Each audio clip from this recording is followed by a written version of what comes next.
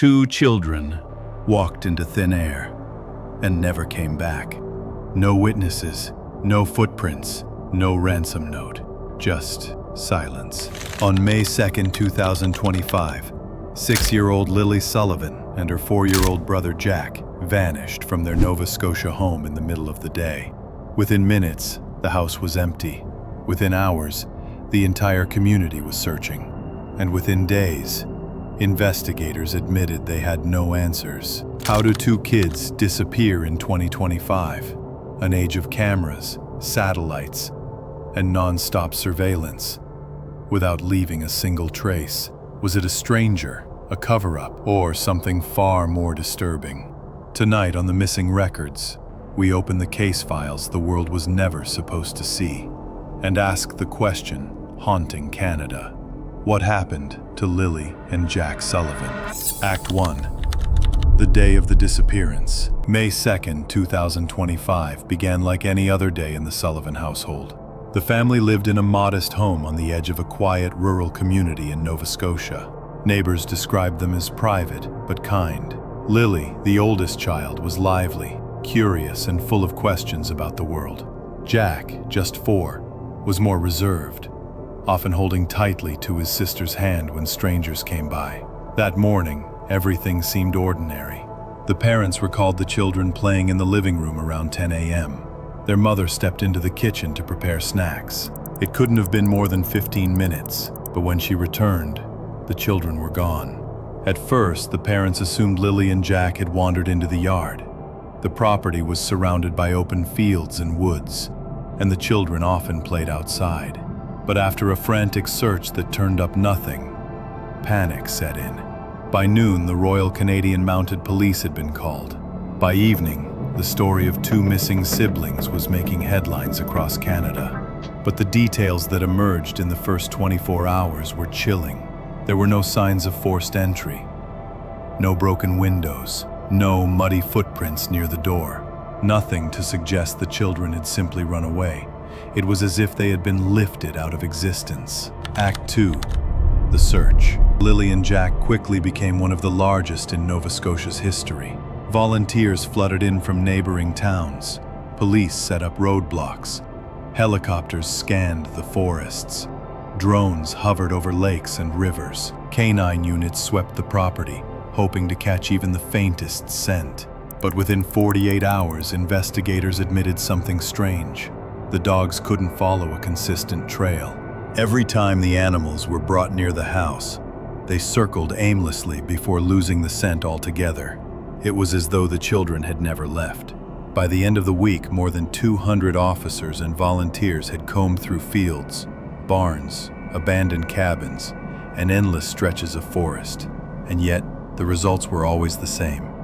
Nothing. No discarded clothing, no toys, no tire tracks or signs of a vehicle nearby. Children don't just vanish without a trace.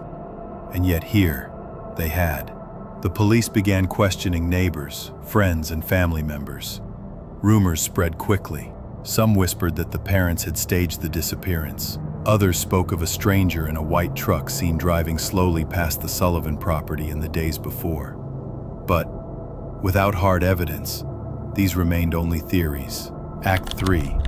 Theories begin. This is where the case shifted, from tragedy to mystery, and eventually into the realm of conspiracy. Theory 1. Parental involvement. Investigators always begin close to home. The Sullivans were questioned extensively, subjected to polygraph tests. The results came back inconclusive. Some locals claimed the parents' interviews on television seemed detached, as if they weren't grieving naturally. Online true crime communities dissected every word, every gesture. Were the parents hiding something, or were they simply shattered by grief, coping in their own way? Theory 2. Stranger abduction. Another theory centered on an outsider. Witnesses claimed they saw a white truck in the area. But there was a problem. Traffic cameras along the only main road in and out of town showed no such vehicle at the time. Was this a false memory?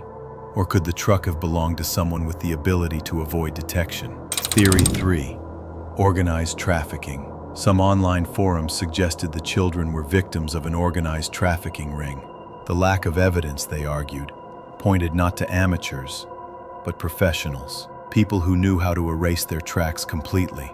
This theory gained momentum when reports surfaced that, in the weeks leading up to the disappearance, several suspicious search queries had been logged on devices within 50 miles of the Sullivan home.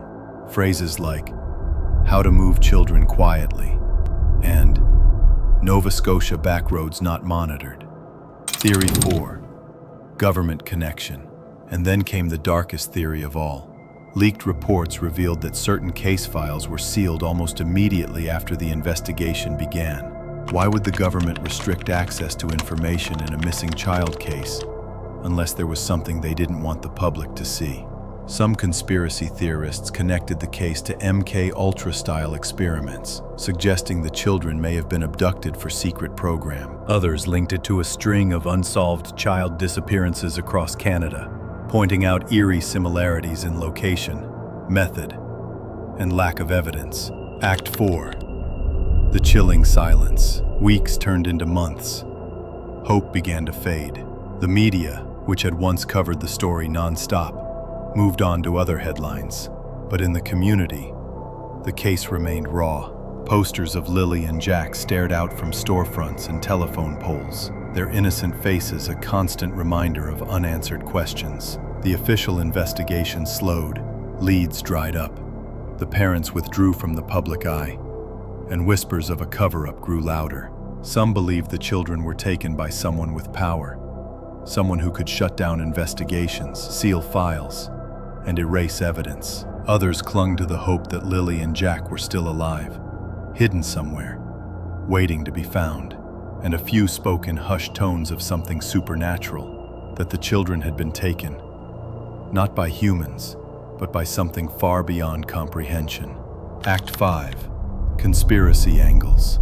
As the silence deepened, theories multiplied, some chillingly plausible, others stretching into the bizarre. The pattern theory. Researchers pointed to other unsolved child disappearances in rural Canada. The details were disturbingly familiar. Missing siblings, no trace left behind, sealed case files. Was this case just one piece of a larger puzzle? The cover-up theory. Whistleblowers claimed local law enforcement had received direct orders from higher authorities to stop pursuing certain leads. Could someone important have been implicated? The cult theory. A fringe idea suggested the children were taken by a secretive group tied to rituals and ancient beliefs. Locals spoke of abandoned barns where strange symbols had been found carved into wood. The supernatural angle. And then there were those who believed the children had been taken by something not of this world. Stories of unexplained lights in the sky, animals behaving strangely, and eerie sounds in the forest all fueled whispers of extraterrestrial involvement. Far-fetched? Maybe. But in the absence of answers, no theory felt too wild. Act 6. The lasting impact. Months later, the disappearance of Lilly and Jack Sullivan remains unsolved. No bodies, no evidence, no closure. Their names have joined a haunting list of children who have simply vanished into thin air, leaving behind devastated families and communities. But what sets this case apart is when it happened. 2025, an era of cameras, satellites, smartphones, and nonstop surveillance. How can two children disappear so completely in our modern world without leaving even the faintest trace? Unless, of course, someone made sure of it. Closing. Cliffhanger. So, what really happened to Lilly and Jack Sullivan? Were they taken by a stranger in a white truck? Were they the victims of something darker, an organized ring, a cult, or even a government project? Or is the truth stranger than any of us can imagine? The files remain sealed, the silence grows louder, and the questions remain unanswered. One thing is certain, till the day the truth comes out, the disappearance of Lilly and Jack Sullivan will remain one of the most chilling and mysterious cases of our time. And here, on the missing records, we refuse to let their story be forgotten.